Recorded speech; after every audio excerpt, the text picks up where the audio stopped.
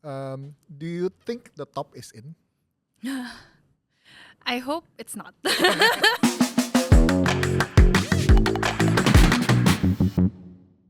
Hi guys, welcome back to Popin Podcast Pintu. Dan hari ini kita punya tamu yang spesial banget nih.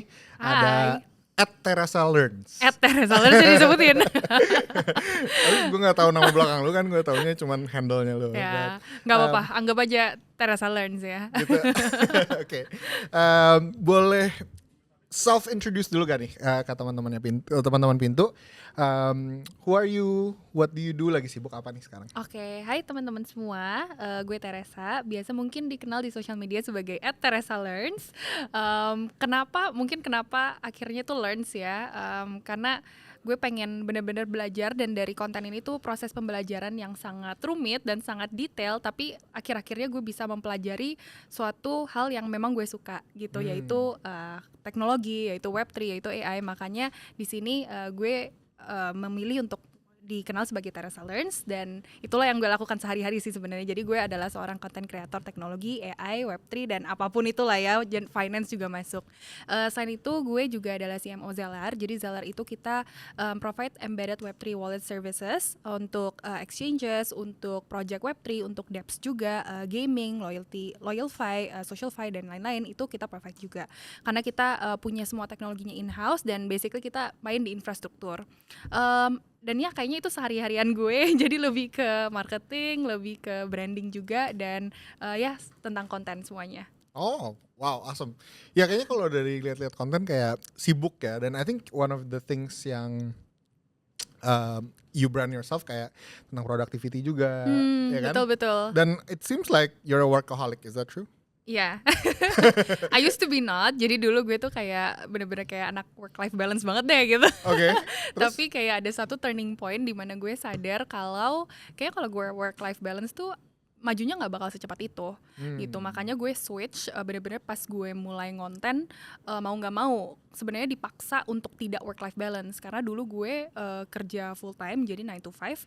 Nah setelah itu gue harus find a time in between, jadi harus nyari waktu untuk ngonten. Nah dari situ gue take weekends juga gue kerja, setelah kerja 9 to 5 juga gue kerjain konten segala macam. So ke bawah sampai sekarang sih, makanya itu workaholic.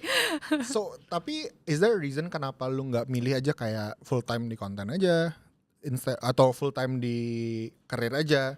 Why both at the same time, dan kayaknya juggling a lot of hats kan?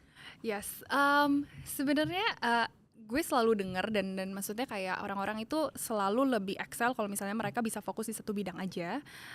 Tapi menurut gue, I love to explore. Jadi gue juga nggak bakal konten dan nggak bakal happy kalau misalnya gue cuma ngerjain satu hal. Jadi gue tuh suka banget kalau misalnya ada opportunity. I'm a very opportunist. Jadi kalau misalnya ada opportunity datang, gue pasti bakal coba untuk kerjain itu. Dan kalau misalnya sejalan nih dengan apa yang gue kerjain sekarang, I will try to do that. Jadi sekarang itu gue fokusnya adalah dua. Yang satu itu konten, yang satu lagi the business. Jadi karena dua-duanya ini sejalan. Gue ngomongin Web3, ngomongin crypto, dan rata-rata orang-orang yang kerja sama dengan gue di bidang konten itu bisa gue kerjasamain lagi di bisnis gitu, di Zeller. Jadi itu masih sejalan, dan dari situlah gue bisa mungkin leverage lebih ke koneksinya dan leverage more time. I see. Jadi kan memang saling ngedukung dan memang sejalan. Jadi bukan kayak apa ya, nyuri gitu salah satu sama lain. Bener, bukan kayak mungkin gue ngomongin konten Web3 nih, tapi tiba-tiba gue jualan baju, itu kan kayak agak jauh ya. Dan gue nggak handal di bidangnya gitu, paling gitu sih. Ya, well, speaking about crypto, boleh cerita gak awal mulanya lu bisa masuk ke crypto dan perkembangan lu sampai lu mau berkarir di crypto atau banyak ngedalamin crypto itu gimana sih? Oke, mungkin awal masuk ke crypto tuh pastinya dari investment, karena rata-rata mungkin orang-orang yang masuk ke crypto itu pasti mereka pernah investasi di Bitcoin atau mungkin trading Bitcoin segala macam, dan itu sama sih seperti apa yang gue alamin. Jadi gue tuh awalnya investasi dulu, tahu Bitcoin dulu juga, itu koin pertama yang gue tahu. Dan kalau nggak salah last bull cycle itu gue lumayan ngelihat juga nih ke altcoin dan ke meme coin. Waktu itu tuh masih hot-hotnya Dogecoin gitu, baru pertama kali dipom-pom sama Elon Musk kan. Nah di situ gue masuk dan invest juga, nggak trading sih sebenarnya. Trading juga baru akhir-akhir inilah, setahun 2 tahun yang lalu. Dan dari situ gue tahu tentang Bitcoin, tahu tentang kripto, tapi gue itu belum sempat riset dan belajar tentang apa itu sebenarnya teknologi blockchain dan lain-lain gitu. Jadi benar-benar awalnya itu purely investor aja karena pengen cari cara gimana caranya nambahin passive income. Nah, gue itu mulai benar-benar belajar tentang kripto itu tentang teknologinya ya, tahun 2022. Jadi gue baru pertama dengar konsep kayak DAO contohnya, terus dengar konsep kayak komunitas-komunitas kripto, dengar konsep kayak GameFi, terus kayak DeFi segala macam, dan gue benar-benar pelajarin tuh karena waktu itu sempat berkesempatan juga untuk managing komunitas Web3 juga, itu entry point pertama, dan di komunitas itu kan banyak player ya, mereka banyak BD, banyak tech person, banyak community manager segala macam, dan banyak jargon-jargon baru yang gue nggak tahu gitu. Nah dari situ gue harus memaksakan diri sebenarnya gimana caranya bisa ngerti terms-terms di dunia Web3 ini, dan harus mau nggak mau nyemplung karena waktu itu karena managing Web3 community harus bisa berbaur dengan sama-sama orang Web3 gitu. Oh, jadi justru berkarir dulu di kripto, abis itu baru research gitu kali ya? Yes. Arah-arah kejebak kayak gitu ya? Iya benar-benar. Kalau riset sendiri tuh waktu itu benar-benar cuman riset kayak ngikutin komunitas atau ngikutin X kayak token apa nih yang perlu dibeli gitu. Itu sebatas itu aja. Tapi belum yang kayak gue benar-benar harus tahu kayak blockchain itu apa. Terus kayak consensus mechanism. Terus kayak ya pokoknya jargon-jargon di Web3 yang benar-benar gue harus riset lebih dalam gitu, kayak white paper dan lain-lain gitu. Jadi pertama kali banget beli kripto itu kapan? 2018. Oh, Bitcoin. 18 actually Sebenarnya lama, udah lama beli Bitcoin lagi waktu itu. Jadi Tapi token pertama yang dibeli memang Bitcoin, bukan Doge ya? Dan enggak kan? Itu mungkin kedua. Jadi pertama itu Bitcoin. Gue belinya di Coinbase. Oh, ya, gue belinya di Amerika, di see. Coinbase. Tapi gue lepas karena gue nggak ngerti. Super stupid, super dumb. Jadi masih nggak ngerti apa-apa. Ya udah beli, dan gue tuh nggak bener-bener nggak tahu ini tuh apaan. Cuman waktu itu disuruh sama temen beli aja, siapa tahu naik gitu, purely gara-gara itu dan penasaran. Dan waktu itu gue nggak nge-hold dan udah nggak pernah mendalami kripto lagi karena waktu itu fokus sekolah dan lain-lain gitu. I see. Oh, jadi sempat beli tapi jual semua juga. Iya, dan itu dikit banget, Okay. Iya. Abis itu baru nyemplung lagi sejak ada Doge, terus makin nyemplung lagi saat berkarir di Web3 di komunitas tersebut. Benar. Wih, oke. Tapi sekarang udah ngerti dong. Lumayan lah. Oke, tapi ngomongin kan since your branding is learning ya, buat teman-teman Minto nih, pasti banyak juga yang ya mirip ya kayak malu kan, terjun dulu taunya Bitcoin atau beli mungkin koin pertama mereka malah PP atau WIF atau apa gitu kan. Beli dulu, berspekulasi dulu, belakangan baru mau penasaran belajar gitu kan. Nah, kalau mau belajar tentang kripto itu what do you find helpful? Gimana sih caranya, baiknya, informasi apa yang harusnya digali? Menurut gue sih pertama mungkin berteman dengan yang memang ada di komunitas kripto ya, karena itu penting banget. Kita nggak bisa berteman dengan orang-orang yang nggak tahu apa itu kripto dan nggak tahu koin apa yang dibeli. Adanya nanti kita terjebak gitu.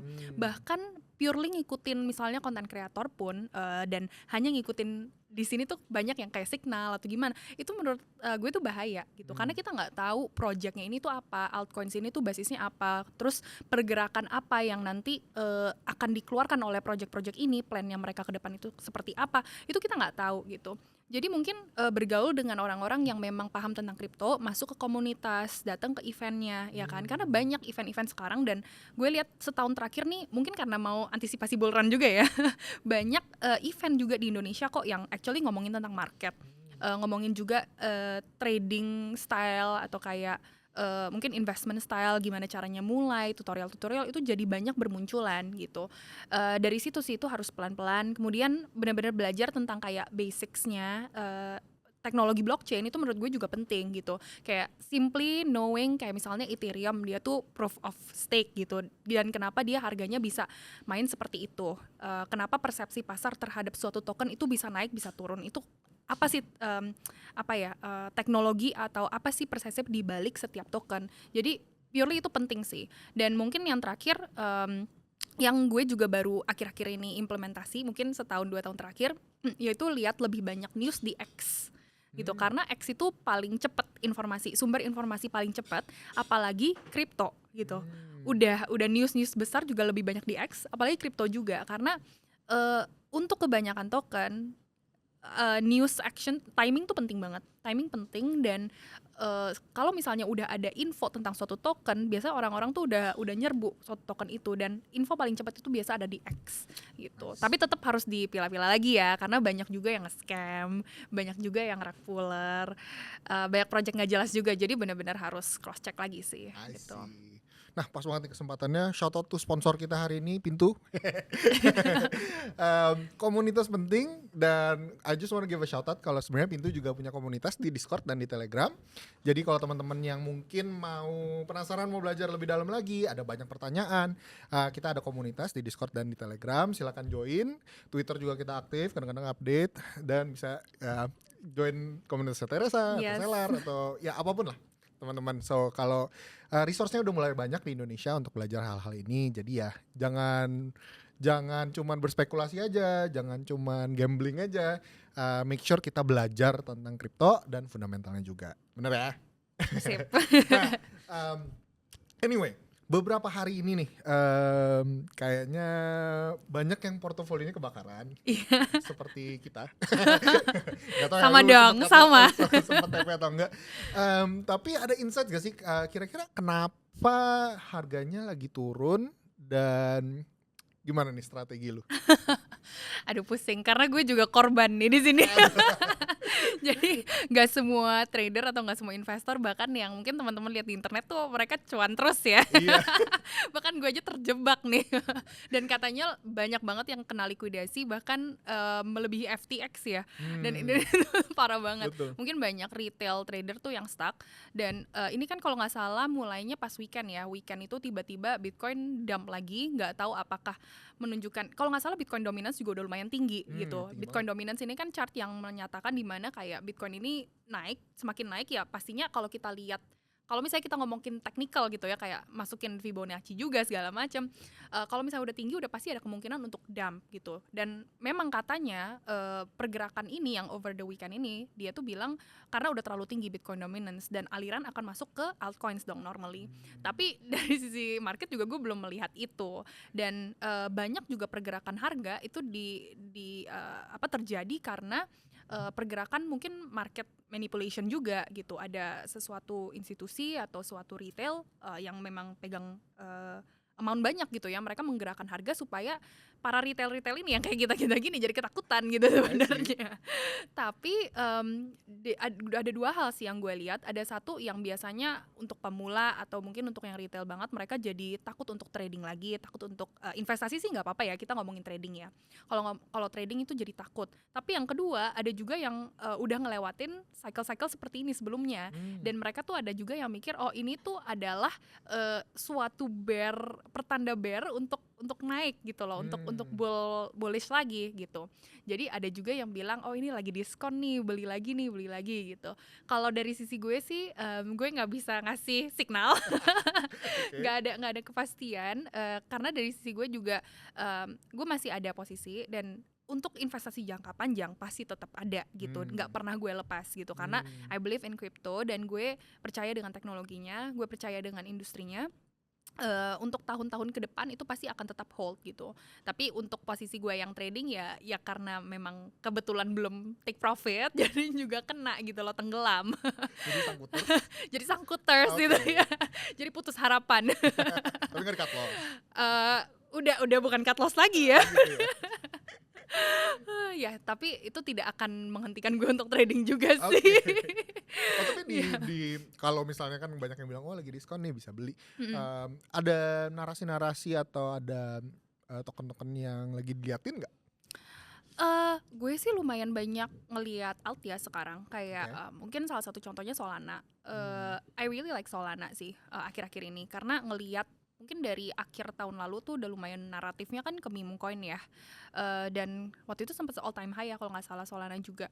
Dan itu tuh make sense menurut gue, bukan yang karena orang-orang hype for no reason at all dan coin ini terbang. Menurut gue enggak gitu, karena purely semakin banyak meme coin dan semakin banyak project yang launching di Solana, maka Solana ini dibutuhkan karena kan orang-orang itu perlu gas fees-nya, perlu beli buat build projectnya segala macam on Solana.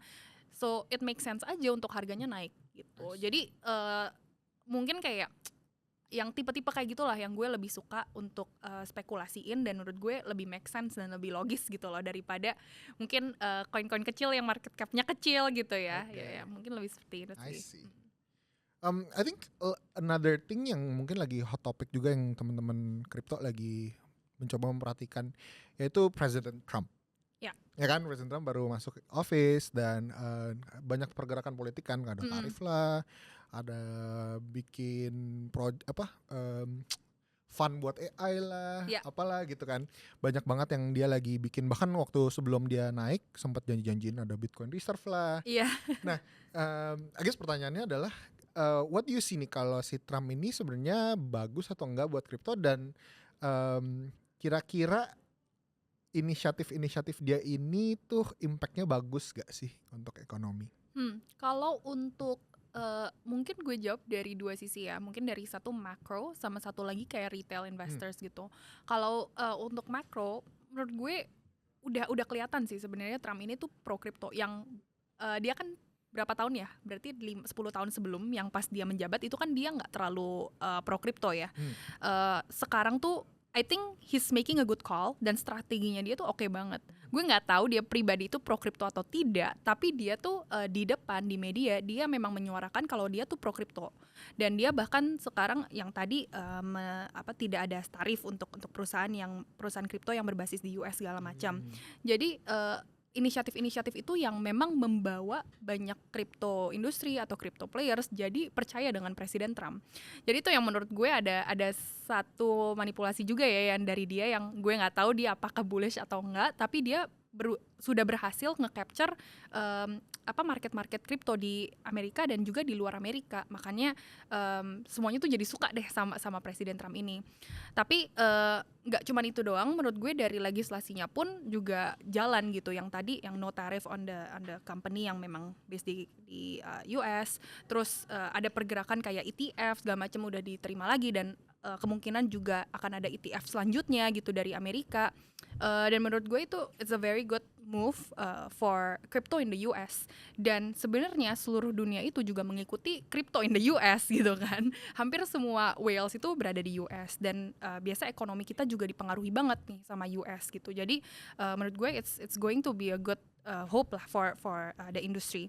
Tapi dari sisi retail lagi gue masuk, kita kan nggak mungkin dengan ada satunya seorang presiden menjabat dan seorang presiden waktu itu dilantik, nggak mungkin dong market itu selalu upturn, nggak mungkin juga gitu. Dan kita nggak bisa nyalahin Trump juga gitu loh. Kita harus tetap ngelihat market tuh typically kayak gimana sih, melihat historically kayak gimana. Mungkin kemarin itu sempat bull sebelum waktunya, which is di 2024, itu karena pertama dia udah kepilih, kedua ada pelantikan, ya dong. Tapi sebelumnya juga bullnya tuh nggak secepat itu dan nggak se-ekstrim itu. Jadi ada beberapa indikator yang mungkin kayak apakah udah price in harganya di Bitcoin, apakah udah price in atau belum di altcoins juga. Terus dan nggak mungkin akan upturn terus, pasti tetap akan ada correction. Market itu selalu naik turun dan nggak mungkin naik terus. Jadi kita juga nggak bisa terlalu nyalahin Trump kalau ini bohong nih, kayak dia tuh katanya pro crypto tapi kok marketnya kayak gini. Nggak bisa ngomong gitu juga sih sebenarnya. I see. Ya memang kayaknya market nge-react sama decision-decisionnya Trump, tapi kita nggak bisa guess juga ya dia bakal ngapain atau impactnya juga bakal kayak gimana. Bener. Iya, so I guess last question tentang crypto dan kondisi market. Do you think the top is in? I hope it's not. I hope it's not. Bener-bener fingers crossed. Ya karena gue pengen merasakan pucuk lagi gitu. Mungkin kalau orang-orang yang udah take profit duluan mereka udah bear aja gitu ya. Tapi gue berharap market is not belum di top, jadi kita semua bisa cuan bareng. Okay. Ya gak gitu. Yes. Komen amin. Apa itu ya? Amin, komen amin di bawah. Oke, I guess another topic yang gue mau bahas since lo ada di sini, dan I think you've learned a lot about salah satunya topik yang lo mention tadi di awal, yaitu AI.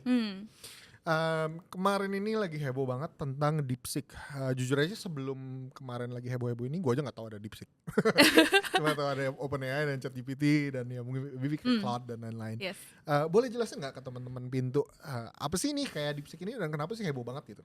Oke, DeepSeek itu adalah AI chatbot open source yang berasal dari Cina.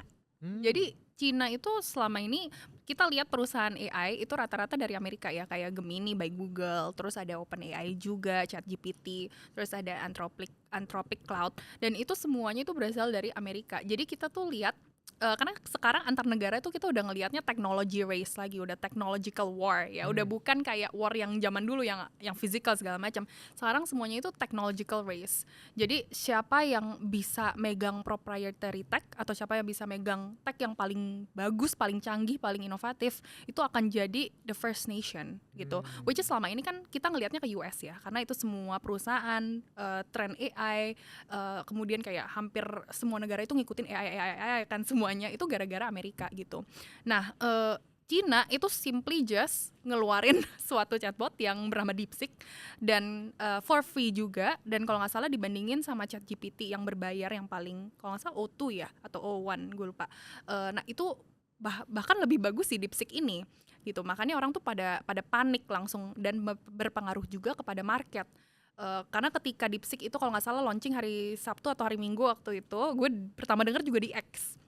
Nah, market pas buka langsung turun semuanya. Nvidia langsung turun berapa puluh % gitu kan. Langsung pada panik karena pada mikir kalau waduh Cina nih bakal menang nih kelihatannya. Karena kalau dibandingin juga cost-nya kalau nggak salah si Cina itu cuman perlu berapa miliar, di bawah 5 million USD untuk bikin si AI-nya ini, dan OpenAI ini butuh kalau nggak salah 1 T rupiah gitu.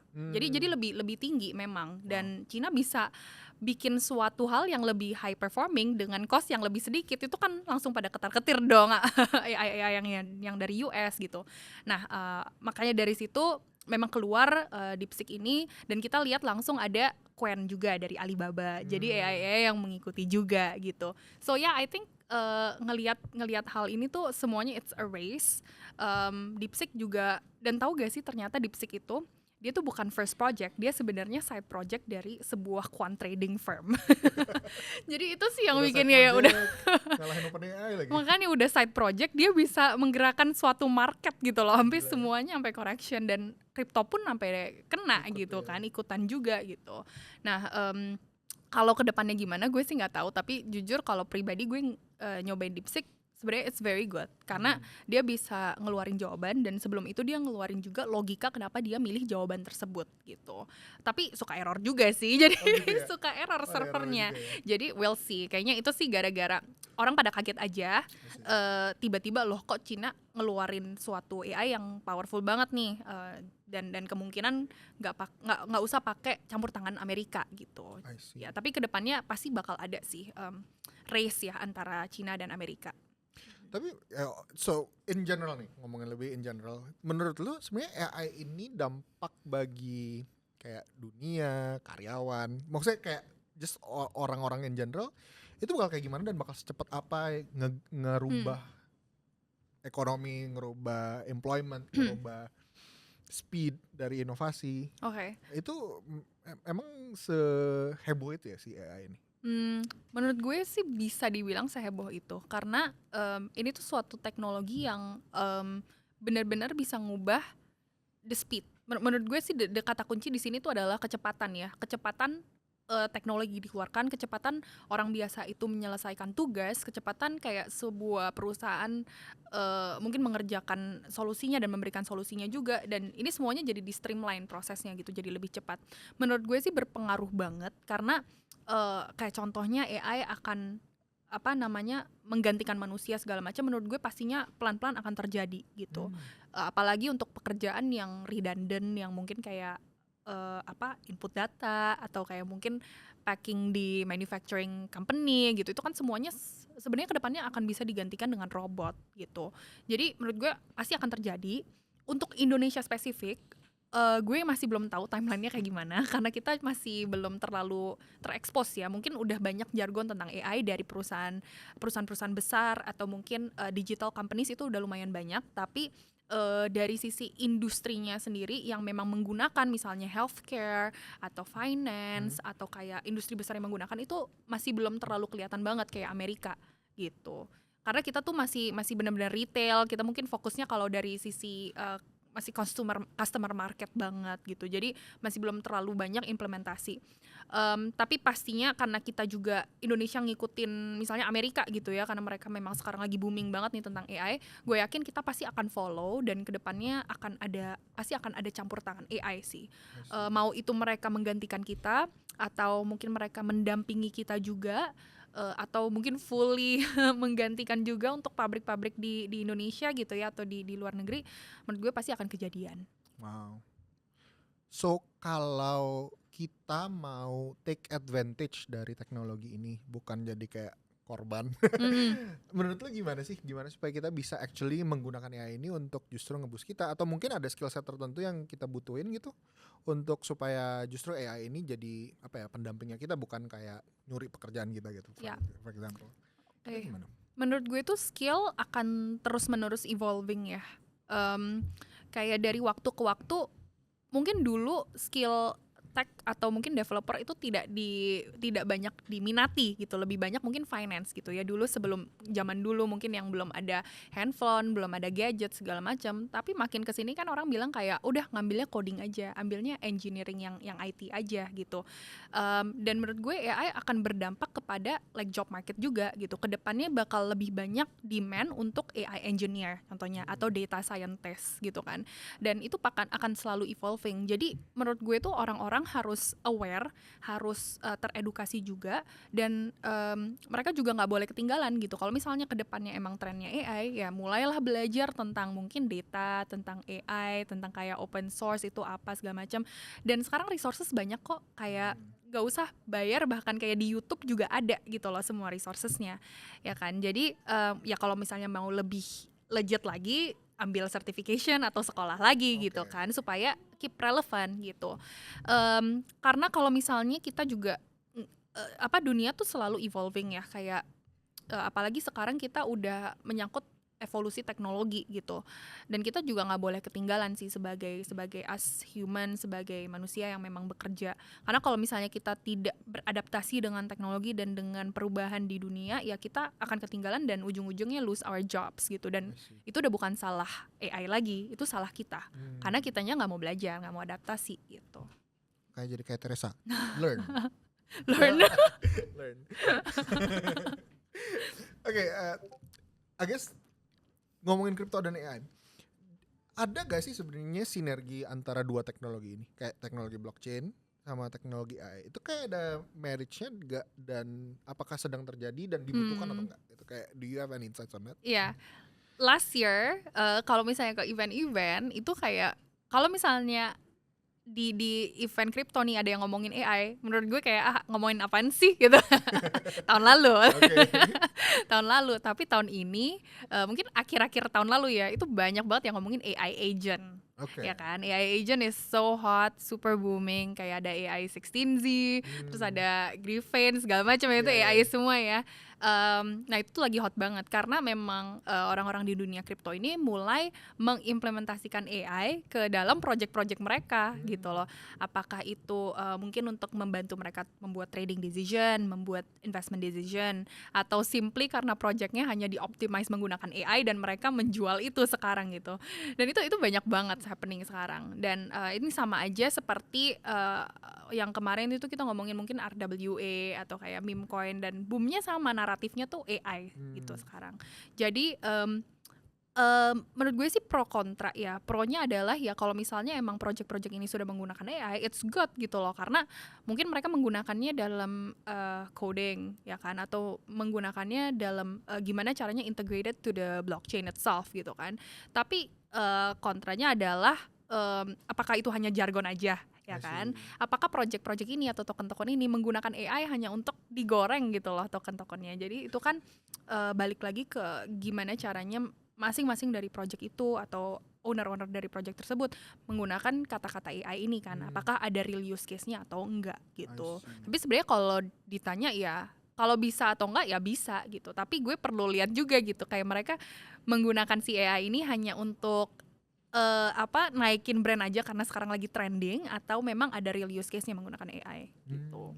I see. Tapi ada gak ya project yang legit gitu yang kayak benar-benar menggunakan teknologi blockchain untuk kayak misalnya transparansinya AI itu sendiri atau mungkin data atau GPU atau apa gitu? Mungkin sih harusnya ada ya, Oke. tapi gue belum sedetail itu risetnya. Oke. Mungkin pulang gue langsung riset ya. Itu kayak menarik ya kalau sampai ada yang bener-bener Feeling gue sih nge-solve that ada, problem. pasti ada karena di mana banyak project nggak jelas, banyak juga project yang jelas kok. Jadi Semoga pasti ada. pasti ada. I see. Oke. I think another topic yang menurut gue interesting adalah women in crypto. Mm-mm. Kayak lu udah sering keliling conference segala macam dan kayaknya baik dari sisi investor yang beli kripto ataupun orang-orang yang builders, orang-orang yang ngomongin kripto di sosial media itu masih didominasi sama cowok kan. Mm. Dan kebetulan lah ya lu cewek gitu kan. Do you feel like memang kurang ada presence-nya dan kenapa sih? Kenapa agak susah ada woman in crypto? Oke, I think kenapa susah?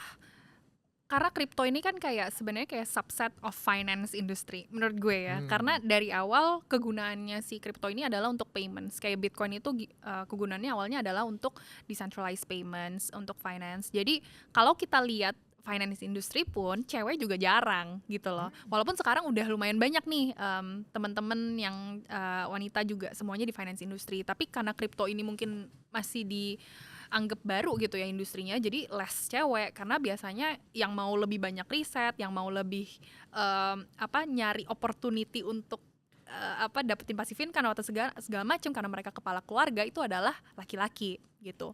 Yang kedua karena mungkin tech-nya ya. Tech-nya ini susah susah dimengerti karena menurut gue crypto industry is a very deep tech minded industry gitu. Jadi kayak lo perlu pemahaman yang detail tentang blockchain, perlu pemahaman dan bahkan language untuk codingnya aja beda gitu loh untuk di crypto di blockchain industry gitu. Dan walaupun ada juga developer cewek, ada juga coder cewek, tapi nggak banyak dan itu rata-rata memang masih didominasi oleh cowok gitu. Itu sih 2 reason gue, tapi ya sebagai cewek di industri kripto menurut gue nggak ada salahnya dan itu malah jadi advantage sih menurut gue karena ya unik pertama terus kayak kalau misalnya liatnya cowok lagi bosen ya mungkin ya. jadi harus ada nih sosok cewek yang maksudnya interested juga dan bisa build community-nya juga. Dan gue tuh lumayan banyak ngobrol sama mungkin kayak project owner juga dan teman-teman cewek yang di bidang kripto gitu ya. Banyak yang mereka tuh pengen ayo yuk kita kerjain sesuatu tapi yang benar-benar fokus untuk cewek aja gitu, fokus untuk women empowerment aja karena seru juga loh, maksudnya nggak usah ketemu cowok lagi gitu loh di crypto event, nggak usah berdiri di sudut lagi gitu kan karena rata-rata cowok ya. Jadi ayolah coba kita bikin event bareng atau suatu inisiatif bareng gitu karena ya lebih seru aja sih. Kayak contohnya waktu itu gue sempat ke DevCon tuh tahun lalu dan kalau nggak salah itu ada event by Morph ya, jadi salah satu chain juga dan salah satu project actually, dan mereka punya foundation kalau nggak salah blockchain for her dan dia invite semua cewek-cewek yang ada di industri itu yang kebetulan waktu itu lagi ada di DevCon dan ada panelnya, terus ada awardingnya juga, ngobrol-ngobrol juga dan cewek semua dan I feel happy gitu loh waktu itu di event itu karena akhirnya kayak ada loh komunitas cewek dan semuanya tuh cewek dan you just feel safer aja sih kalau misalnya dikelilingi dengan cewek juga semuanya gitu. I see. Versus crypto bros. Udah banyak ya crypto bros ya. I see. Kalau karir di Web3 in general, ada yang bilang kayak, gajinya bagus, bisa jauh lebih tinggi gitu. Kayak actually bagus gak karir di Web3 dan actually gajinya bagus gak? Menurut gue sih sama tergantung perusahaannya base di mana ya. Bener juga. Iya, karena banyak yang mikir kayak karir di Web3 itu gajinya tuh bagus banget nih, gajinya dolar ya karena mereka kerja untuk perusahaan luar gitu. Kayak karena mereka mungkin kerja remote untuk perusahaan luar gitu. Terus kayak time zone-nya juga harus ngikutin time zone luar. Misalnya banyak kok kenalan gue yang kerja, bukan nggak usah ngomongin Web3 gitu loh, yang kerja biasa aja tapi kerja misalnya untuk perusahaan US. Mereka tuh harus tidurnya berantakan gitu, jam tidurnya jadi berantakan segala macam, tapi kan digajinya dolar gitu. Jadi banyak mungkin karena perusahaan Web3 itu lebih banyak dari luar, makanya tuh kayak pada mikir, oh Web3 tuh gajinya dolar nih, gajinya tinggi banget, udah pasti perusahaan Web3 itu gajinya tinggi banget gitu dibandingkan dengan perusahaan lain. Tapi sebenarnya ya sama-sama aja, tergantung perusahaan ini base di mana gitu. I see. Nah, menurut gue gitu sih. Dan ya kita bisa bandingin ya, kalau kerja di startup sama kerja di perusahaan yang lebih konvensional, itu ya pasti dari segi compensation juga kan pasti beda gitu. Tapi lifestyle-nya juga beda, working style-nya juga beda, culture-nya juga beda. Jadi menurut gue sama-sama aja sih Web3 sama Web2 dari sisi compensation. I see. Cuman karena kalau dapat perusahaan luar aja kali ya, jadi gajinya standar tingginya mungkin standar gaji luar gitu kali. Yes, betul. Gitu. Tapi kan kayak banyak juga nih yang mungkin kayak mereka pengen kerja di luar tapi kayak aduh nggak bisa bahasa Inggris nih Kak segala macam. Itu penting banget sih bisa bahasa Inggris. Jadi sama aja kayak ya sama aja sih kayak kerjaan normal gitu. Bahkan kalau misalnya teman-teman ada yang mau nyari kerjaan di luar non Web3 juga banyak kok yang buka posisi dan gajinya dolar juga. Jadi it's sama-sama aja sih menurut gue. I see. Tapi ada advantage kali ya kalau I guess kan tadi lu bilang language-nya crypto itu niche gitu. Mungkin buat engineers kalau mereka actually punya kefasihan di dalam ya programming language-nya blockchain ini dan blockchain itu memang kayaknya dicari ya. Yes, karena kalau untuk nyari engineer yang biasa itu atau ya engineer yang biasa atau developer yang biasa itu banyak, tapi yang ngerti tentang language crypto itu nggak sebanyak itu gitu. Makanya itu banyak demand, jadi banyak dibutuhkan juga kayak developer, front end, back end, full stack segala macam developer itu banyak dibutuhkan gitu. Karena tapi untuk menjadi developer yang memang handal gitu ya, diperlukan many hours to actually learn about it dan building portfolio segala macam. Karena waktu itu gue juga pernah sempet datang ke acara Web3 tapi khusus buat yang developer nih, dan ada satu orang yang sharing memang dia tuh bilang kalau untuk belajar Web3 developer dibandingkan dengan Web2 developer ya itu caranya beda dan memang membutuhkan lebih banyak waktu gitu untuk ngerti bahasa-bahasa Web3 ini, kayak ada Rust lah, Solidity segala macam. Itu kan kayak untuk developer biasa tuh mungkin susah untuk dimengerti gitu ya. Jadi makanya kalau misalnya punya skill itu ya normalnya pasti akan lebih dibutuhkan ya di industri Web3 gitu. I see. Oke. Sebelum masuk ke segmen fun, gue pengen nambahin pertanyaan. Boleh, gas aja. Sepanjang sejarah portofolio lu, koin paling cuan apa? Aduh. Apa ya? Dari sepanjang portfolio. Kayak pernah paling cuan tuh di mana gitu? Koin apa gitu yang pernah paling bikin? Kalau hampir cuan banyak. Hampir cuan banyak. Hampir cuan boleh, yang actually cuan Yang apa? actually Yang hampir cuan apa? Doge hampir. Oh gitu. Dasar. Oh nggak sempet, maksudnya nggak sempet Paper hands. Oh jual duluan. Iya. Okay. Itu hampir cuan. Oke. Kalau yang actually cuan?